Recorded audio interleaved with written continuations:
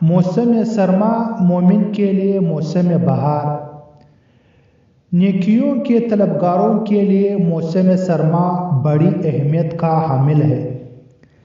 4 بڑے بڑے اعمال اس میں بکثرت اور بآسانی کیے جا سکتے ہیں۔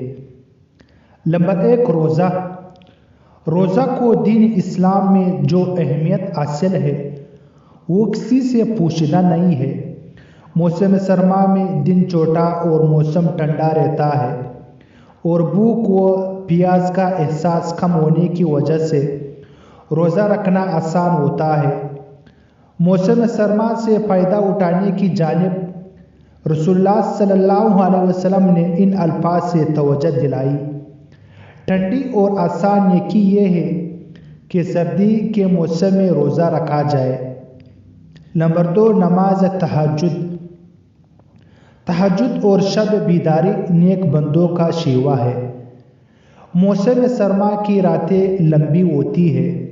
عام طور پر نماز عشاء سے لے کر نماز فجر تک 10 گھنٹے کا طویل وقت ہوتا ہے، جو آرام اور نیند پوری کرنے کی بشری ضرورت سے کہیں زیادہ ہے۔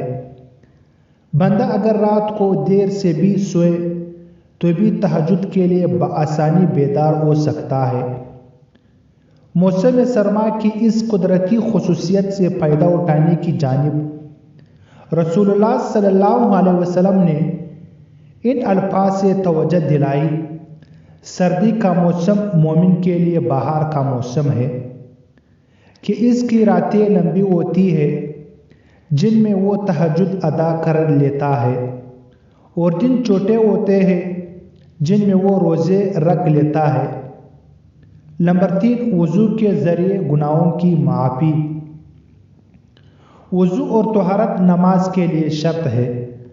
وضو کرنا بڑے ثواب کا کام ہے، بالخصوص موسم سرما میں وضو کے ذریعے گناہوں کا صفایا ہو جاتا۔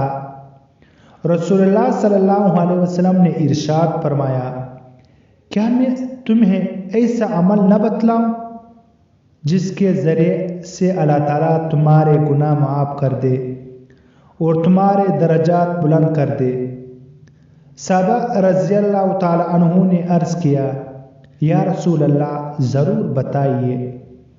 آپ صلی اللہ علیہ وسلم نے ارشاد فرمایا، سردی کی مشقت اور ناگواری کے باوجود کامل وضو کرنا۔ نمبر 4، صدقہ و خیرات۔ سخت حاجت و ضرورت کے وقت صدقہ خیرات کی اہمیت و فضیلت بڑھ جاتی ہے۔ موسم سرما میں غریبوں کو گرم لباس اور لحاف وغیرہ کی ضرورت ہوتی ہے۔ نیز ٹھنڈے علاقوں میں موسم سرما کے دوران آمدنی کے ذرائع میں کمی کی وجہ سے لوگ کھانے پینے کی اشیاء کی بھی محتاج ہوتے ہیں۔